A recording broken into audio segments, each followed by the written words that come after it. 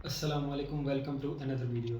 और इंशाल्लाह इस वीडियो में मैं आपसे ज़िक्र करूँगा जो मेरा B1 B2 की रिजेक्शन हुई है, वो रिजेक्शन किस वजह से हुई और मैं कौन कौन से डॉक्यूमेंट्स प्रिपेयर किए थे और एम्बेसी ने मुझसे कौन कौन से डॉक्यूमेंट्स मांगे और कौन कौन से नहीं मांगे। तो सबसे पहले मैं अपने सब एजुकेशन डॉक्यूमेंट्स लेके गया था, जिसमें मेरी मैट्रिक, इंटर और यूनिवर्सिटी की सारी डिग्रीज़ और मेरी रिसर्च वगैरह आती है। उसके बाद आते हैं दूसरे सपोर्टिंग डॉक्यूमेंट्स, जिसमें आपकी आ जाती है फ़्लाइट रिज़र्वेशन, होटल रिज़र्वेशन, आपकी बैंक स्टेटमेंट और आपकी जो पे स्लिप्स वगैरह, आप अगर किसी जॉब वगैरह में जॉब करते हैं तो उसकी पे स्लिप्स, और अगर आपका कोई अपना कारोबार वगैरह है तो उसके सब एविडेंस वगैरह, एन नंबर वगैरह सब कुछ होता है। तो जो मेरे केस में 2019 तक मेरी स्टडीज़ थी और 20 में मैंने एक प्राइवेट कंपनी फार्मास्यूटिकल उसमें जॉब की, और 21 से 22 में मैंने जो है अपना रशियन लैंग्वेज कोर्स कंप्लीट किया और उसके डॉक्यूमेंट्स मैं साथ लेके गया। और उसके बाद 2023 में जिस कंपनी में मैं जॉब कर रहा था वो भी एक प्राइवेट फार्मास्यूटिकल कंपनी है। तो उसके मैं सारे अपॉइंटमेंट लेटर, एक्सपीरियंस लेटर और सब जॉइनिंग लेटर्स वगैरह ना उसके लेके गया था।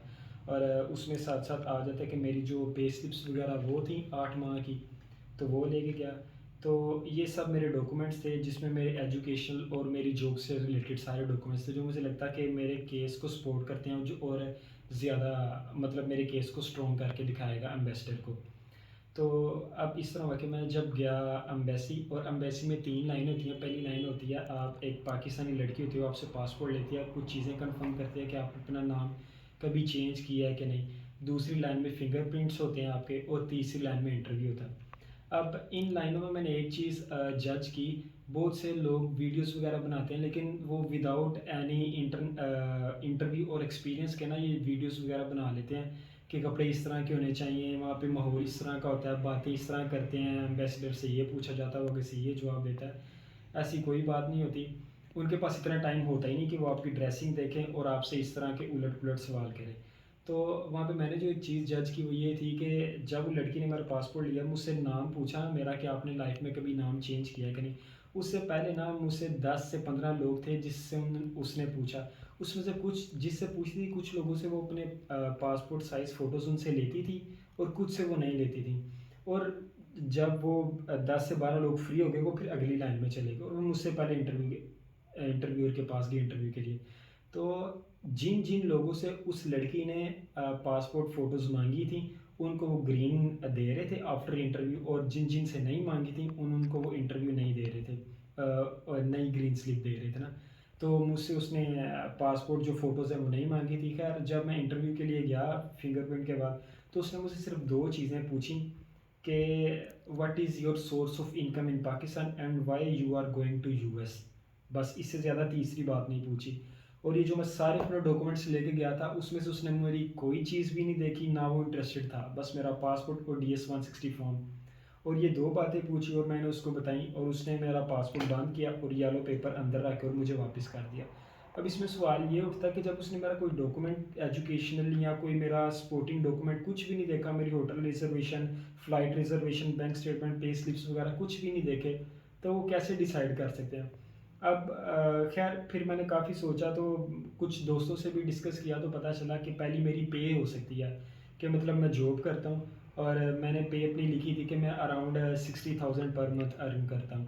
तो जो कि $200 बनता है, और वहाँ पे तकरीबन 12,000 से 15,000 थाउजेंड डॉलर्स होती है एवरेज सैलरी।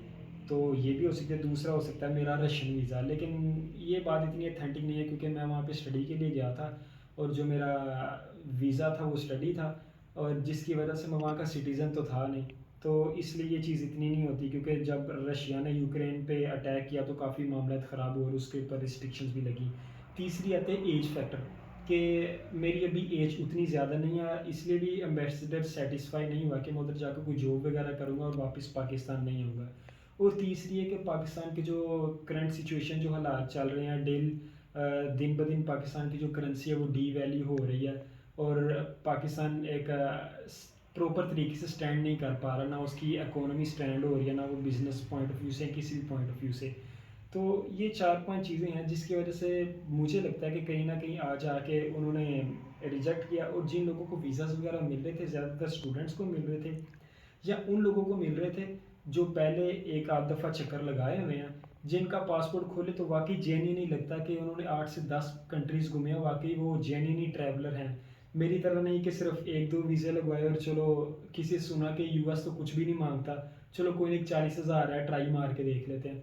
तो मेरी आप सबको यही सजेशन भी और मशवरा भी है कि अपनी हिस्ट्री वगैरह पहले बनाएं, या कुछ इस तरह का तैयारी ज़रूर करें जो आपको लगता है कि मेरे केस में मुझसे गलत हुई है, आप उसको बेहतर करके फिर अप्लाई करें।